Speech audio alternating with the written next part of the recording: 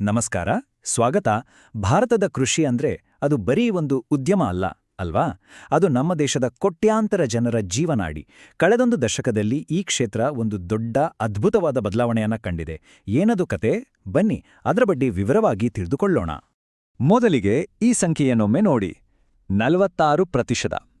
ಇದೇನಿದು ಅಂತ ಯೋಚಿಸ್ತಾ ಇದ್ದೀರಾ? ಇದು ಕೇವಲ ಒಂದು ನಂಬರ್ ಅಲ್ಲ. ನಮ್ಮ ದೇಶದ ಸುಮಾರು ಅರ್ಧದಷ್ಟು ಜನರ ಜೀವನ ಇದರಲ್ಲೇ ಅಡಗಿದೆ. ಅಂದ್ರೆ ಅವರ ಜೀವನೋಪಾಯ, ಅವರ ಭವಿಷ್ಯ ಎಲ್ಲವೂ ಕೃಷಿಯನ್ನೇ ಅವಲಂಬಿಸಿದೆ. ಯೋಚನೆ ಮಾಡಿ, ಈ ಕ್ಷೇತ್ರದಲ್ಲಿ ಒಂದು ಸಣ್ಣ ಬದಲಾವಣೆಯಾದರೂ ಅದು ಇಡೀ ದೇಶದ ಮೇಲೆ ಎಂಥ ದೊಡ್ಡ ಪರಿಣಾಮ ಬೀರ್ಬೋದು ಅಲ್ವಾ? ಸರಿ, ಈ ದೊಡ್ಡ ಪರಿವರ್ತನೆಯನ್ನ ಸರಿಯಾಗಿ ಅರ್ಥ ಮಾಡ್ಕೊಳ್ಳೋಕೆ ನಾವು 5 ಹಂತಗಳ ಒಂದು ಪ್ರಗತಿಯ ಪಿರಮಿಡ್ ಅನ್ನ ನೋಡೋಣ. ಏಕ್ದಮ್ ಕೆಳಗಡೆ ರೈತರಿಗೆ ಹಾಕಿದ ಅಡಿಪಾಯದಿಂದ ಶುರು ಮಾಡಿ ಅದು ಹೇಗೆ ಇಡೀ ದೇಶದ ಮೇಲೆ ಪರಿಣಾಮ ಬೀರ್ತು ಅನ್ನೋವರೆಗೂ ನೋಡೋಣ. ಹಾಗಾದರೆ ನಮ್ಮ ಮೊದಲ ಹೆಜ್ಜೆ ರೈತರನ್ನ ಆರ್ಥಿಕವಾಗಿ ಭದ್ರಪಡಿಸಿದ್ದು ಹೇಗೆ ಅಂತ ನೋಡಿ. ಯಾವುದೇ ಒಂದು ದೊಡ್ಡ ಕಟ್ಟಡ ಕಟ್ಟಬೇಕಾದ್ರೆ ಅದಕ್ಕೆ ಅಡಿಪಾಯ ಭದ್ರವಾಗಿರಬೇಕು. ಹಾಗೆಯೇ ಕೃಷಿ ಕ್ಷೇತ್ರದ ಈ ಪುನರುಜ್ಜೀವನಕ್ಕೆ ಅಡಿಪಾಯವೇನು ಅಂದ್ರೆ ಅದು ರೈತರ ಆರ್ಥಿಕ ಸ್ಥಿರತೆ. ಅವರ ಕೈಲಿ ದುಡ್ಡಿದ್ರೆ ತಾನೆ ಅವರು ಹೊಸ ತಂತ್ರಜ್ಞಾನ, ಒಳ್ಳೆ ಬೀಜ ಅಂತ ಹೂಡಿಕೆ ಮಾಡಕ್ ಸಾಧ್ಯ.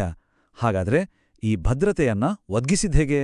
ಇದಕ್ಕೆಲ್ಲ ಮೂಲಾಧಾರವೇ ಈ ಕನಿಷ್ಠ ಬೆಂಬಲ ಬೆಲೆ ಅಂದ್ರೆ MSP. ಇದನ್ನ ಸರಳವಾಗಿ ಹೇಳೋದಾದ್ರೆ, ಮಾರುಕಟ್ಟೆಯಲ್ಲಿ ಬೆಲೆ ಎಷ್ಟೇ ಹೆಚ್ಚು ಕಡಿಮೆ ಆದ್ರೂ ಸರ್ಕಾರ ರೈತರ ಬೆಳೆಗೆ ಒಂದು ನಿಗದಿತ ಕನಿಷ್ಠ ಬೆಲೆ ಕೊಟ್ಟು ಖರೀದಿಸುತ್ತೆ ಅನ್ನೋ ಒಂದು ಭರವಸೆ. ಇದು ರೈತರಿಗೆ ಒಂದು ರೀತಿ ಇನ್ಕಮ್ ಗ್ಯಾರಂಟಿ ಇದ್ದ ಹಾಗೆ. ಈ ಯೋಜನೆಯ ವ್ಯಾಪ್ತಿ ಎಷ್ಟಿದೆ ಅಂತ ಈ ಸಂಖ್ಯೆ ಹೇಳುತ್ತೆ. 20 ಲಕ್ಷ ಕೋಟಿ ರೂಪಾಯಿ. ಹೌದು, 2014ರಿಂದ ಇಲ್ಲಿಯವರೆಗೆ ಕೇವಲ MSP ಮೂಲಕ ರೈತರಿಗೆ ವರ್ಗಾವಣೆಯಾಗಿಯೋ ಹಣ ಇದು. ಇದು ಎಷ್ಟೊಂದು ದೊಡ್ಡ ಮೊತ್ತ ಅಂದ್ರೆ ಹಲವು ಸಣ್ಣ ಪುಟ್ಟ ದೇಶಗಳ ವಾರ್ಷಿಕ ಬಜೆಟ್ಗಿಂತಲೂ ಹೆಚ್ಚು. MSP ಅಷ್ಟೇ ಅಲ್ಲ, ಅದರ ಜೊತೆಗೆ PM ಕಿಸಾನ್ ಅಂತ ಇನ್ನೊಂದು ಬಹಳ ಮುಖ್ಯವಾದ ಯೋಜನೆ ಇದೆ. ಇದರ ಕೆಳಗೆ 3,90,000 ಕೋಟಿ ರೂಪಾಯಿಗಳನ್ನು ನೇರವಾಗಿ 11 ಕೋಟಿ ರೈತರ ಬ್ಯಾಂಕ್ ಖಾತೆಗಳಿಗೆ ಹಾಕಲಾಗಿದೆ. ಇಲ್ಲಿ ನೇರವಾಗಿ ಅನ್ನೋ ಪದ ತುಂಬ ಮುಖ್ಯ. ಯಾಕಂದ್ರೆ ಯಾವುದೇ ಮಧ್ಯವರ್ತಿಗಳ ಹಾವಳಿ ಇಲ್ಲದೆ ಪ್ರತಿಯೊಂದು ಪೈಸೆಯೂ ನೇರವಾಗಿ ರೈತರ ಕೈ ಸೇರುತ್ತೆ. ಕೃಷಿ ಅಂದ್ರೇನೆ ಅನಿಶ್ಚಿತತೆಗಳ ಆಟ ಅಲ್ವಾ? ಕೆಲವೊಮ್ಮೆ ಅತಿಯಾದ ಮಳೆ, ಇನ್ನೊಮ್ಮೆ ಬರಗಾಲ. ಇಂಥ ನಷ್ಟಗಳಿಂದ ರೈತರನ್ನ ಕಾಪಾಡಕ್ಕಿರೋದೇ ಬೆಳೆ ವಿಮೆ. 2016ರಿಂದ ಇಲ್ಲಿವರೆಗೆ ರೈತರಿಗೆ ಪರಿಹಾರವಾಗಿ 1,83,000 ಕೋಟಿ ರೂಪಾಯಿಗಳನ್ನ ಪಾವತಿಸಲಾಗಿದೆ. ಇದು ನಿಜವಾಗ್ಲೂ ಅವರ ಕಷ್ಟದ ಸಮಯದಲ್ಲಿ ಸಿಕ್ಕಿದ ಒಂದು ದೊಡ್ಡ ಆಸರೆ. ಸರಿ, ಸರ್ಕಾರ ಇಷ್ಟೆಲ್ಲ ಸೌಲಭ್ಯ ಕೊಟ್ಟು ರೈತರ ಕೈಗೆ ಹಣ ತಲುಪುವಂತೆ ಮಾಡ್ತು, ಅವರಿಗೆ ಒಂದು ಭದ್ರತೆ ಸಿಕ್ತು. ಆದರೆ ಇದರ ನಿಜವಾದ ಫಲಿತಾಂಶ ಏನು? ಹೊಲಗಳಲ್ಲಿ ಇದರ ಪರಿಣಾಮ ಕಾಣಿಸ್ತಾ? ಬನ್ನಿ ನಮ್ಮ ಪಿರಮಿಡ್ನ 2ನೇ ಹಂತಕ್ಕೆ ಹೋಗೋಣ. ದಾಖಲೆ ಮುರಿದ ಸುಗ್ಗಿ. ಫಲಿತಾಂಶಗಳು ನಿಜಕ್ಕೂ ಕಣ್ಣಿಗೆ ರಾಚುವಂತಿವೆ. ಈ ಗ್ರಾಫ್ ಅನ್ನೊಮ್ಮೆ ನೋಡಿ. ಕೇವಲ 1 ದಶಕದೊಳಗೆ ಭಾರತದ ಆಹಾರ ಧಾನ್ಯ ಉತ್ಪಾದನೆ 100 ದಶಲಕ್ಷ ಟನ್ಗಳಷ್ಟು ಹೆಚ್ಚಾಗಿದೆ.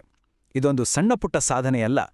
ದೇಶದ ಆಹಾರ ಭದ್ರತೆಯ ದೃಷ್ಟಿಯಿಂದ ಇದೊಂದು ದೊಡ್ಡ ಜಿಗಿತ. ಹಾಗಾದ್ರೆ ಈ ಹೆಚ್ಚಳ ಎಲ್ಲೆಲ್ಲಿಂದ ಬಂತು? ಮುಖ್ಯವಾಗಿ ನಮ್ಮ ಪ್ರಮುಖ ಆಹಾರ ಬೆಳೆಗಳಾದ ಅಕ್ಕಿ ಮತ್ತು ಗೋಧಿ ಉತ್ಪಾದನೆಯಲ್ಲಿ ದಾಖಲೆಗಳೇ ನಿರ್ಮಾಣವಾಗಿವೆ. ಅಷ್ಟೇ ಅಲ್ಲ, ಸಿರಿಧಾನ್ಯಗಳಂತಹ ಪೌಷ್ಟಿಕ ಮತ್ತು ಹವಾಮಾನ ವೈಪರೀತ್ಯವನ್ನು ತಡೆಕೊಳ್ಳುವ ಬೆಳೆಗಳ ಉತ್ಪಾದನೆಯೂ ಗಣನೀಯವಾಗಿ ಹೆಚ್ಚಾಗಿದೆ. ಇದು ನಮ್ಮ ಆಹಾರದ ತಟ್ಟೆಯನ್ನ ಇನ್ನಷ್ಟು ವೈವಿಧ್ಯಮಯವಾಗಿಸಿದೆ. ಈ ಕ್ರಾಂತಿ ಕೇವಲ ಹೊಲಗಳಿಗೆ ಸೀಮಿತವಾಗಿಲ್ಲ ಅನ್ನೋದು ಇನ್ನೊಂದು ವಿಶೇಷ.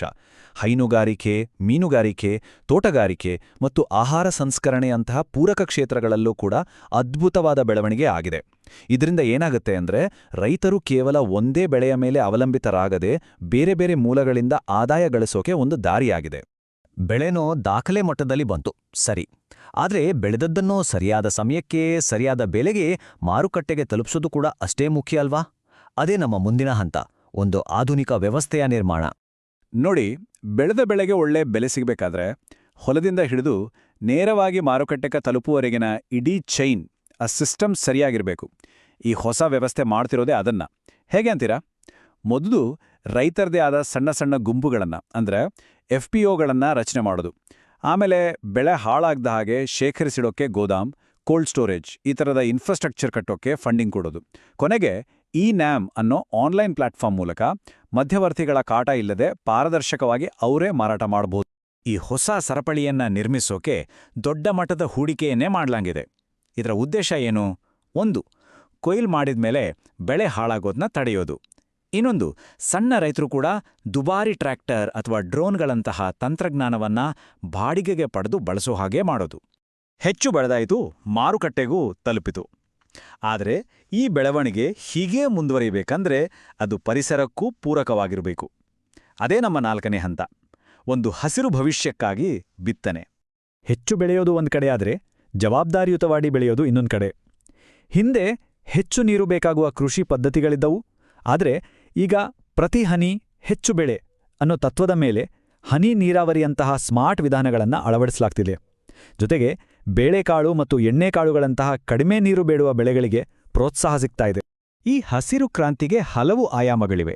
ರೈತರ ಪಂಪ್ ಸೆಟ್ಗಳಿಗೆ ಸೌರಶಕ್ತಿ ನೀಡೋದು, ಮಣ್ಣಿನ ಆರೋಗ್ಯ ಹೇಗಿದೆ ಅಂತ ತಿಳಿಸೋಕೆ ಮಣ್ಣಿನ ಆರೋಗ್ಯ ಕಾರ್ಡ್ ಕೊಡೋದು, ಮತ್ತೆ ಕಬ್ಬಿನಂತಹ ಬೆಳೆಗಳಿಂದ ಇಂಧನ ಅಂದ್ರೆ ಎಥೆನಾಲ್ ತಯಾರಿಸೋದು, ಇವೆಲ್ಲವೂ ಸೇರಿ ಕೃಷಿಯನ್ನ ಸುಸ್ಥಿರವಾಗಿಸ್ತವೆ. ಹಾಗಾದ್ರೆ ಈ ಎಲ್ಲ ಯೋಜನೆಗಳು, ಈ ಎಲ್ಲ ಅಂಕಿಅಂಶಗಳ ಆಚೆಗೆ ಒಬ್ಬ ಸಾಮಾನ್ಯ ರೈತನ ಜೀವನದಲ್ಲಿ, ನಮ್ಮ ಗ್ರಾಮೀಣ ಆರ್ಥಿಕತೆಯಲ್ಲಿ ಯಾವ ರೀತಿಯ ಅಲೆಗಳನ್ನ ಎಬ್ಬಿಸಿದವು? ಬನ್ನಿ ನಮ್ಮ ಪಿರಮಿಡ್ನ ಶಿಖರವನ್ನ ತಲುಪೋಣ. ಇದರ ನಿಜವಾದ ಪರಿಣಾಮ ಏನು ಅಂತ ನೋಡೋಣ. ಕೃಷಿಯ ಭವಿಷ್ಯ ಇರೋದು ಕೇವಲ ತಂತ್ರಜ್ಞಾನದಲ್ಲಿ ಅಲ್ಲ, ಅದನ್ನ ಬಳಸೋ ಜನರಲ್ಲಿ. ಅದಕ್ಕಾಗಿಯೇ ಕೃಷಿ ವಿಜ್ಞಾನ ಕೇಂದ್ರಗಳ ಮೂಲಕ ರೈತರಿಗೆ, ಗ್ರಾಮೀಣ ಯುವಕರಿಗೆ ಹೊಸ ಕೌಶಲ್ಯಗಳನ್ನು ಕಲಿಸಲಾಗ್ತಿದೆ. ನಮೋ ಡ್ರೋನ್ ದೀದಿ ಅಂತಹ ಯೋಜನೆಗಳಿಂದ ಮಹಿಳಾ ಗುಂಪುಗಳನ್ನು ಸಬಲೀಕರಣಗೊಳಿಸಲಾಗ್ತಿದೆ. ಇದು ಅವರನ್ನ ಕೇವಲ ಬೆಳೆಗಾರರಾಗಿ ಉಳಿಸದೆ ಕೃಷಿ ಉದ್ಯಮಿಗಳನ್ನಾಗಿ ರೂಪಿಸ್ತಿದೆ. ಈ ವರದಿಯ ಮಾತುಗಳು ಎಲ್ಲವನ್ನು ಒಂದೇ ಸಾಲಿನಲ್ಲಿ ಹೇಳಿಬಿಡ್ತವೆ. ಉತ್ತಮ ಆದಾಯ, ನೀರಾವರಿ ಸೌಲಭ್ಯ, ಮೂಲಸೌಕರ್ಯ ಮತ್ತು ತರಬೇತಿ ಇವೆಲ್ಲವೂ ಒಟ್ಟಿಗೆ ಸೇರಿ ಗ್ರಾಮೀಣ ಪ್ರದೇಶಗಳಲ್ಲಿ ಜನರ ಜೀವನ ಮಟ್ಟವನ್ನು ಸುಧಾರಿಸಿವೆ. ಇದರರ್ಥ ಇದು ಕೇವಲ ಕೃಷಿಯ ಕಥೆಯಲ್ಲ, ಇದು ಸಬಲೀಕರಣಗೊಂಡ ಗ್ರಾಮೀಣ ಭಾರತದ ಕಥೆ.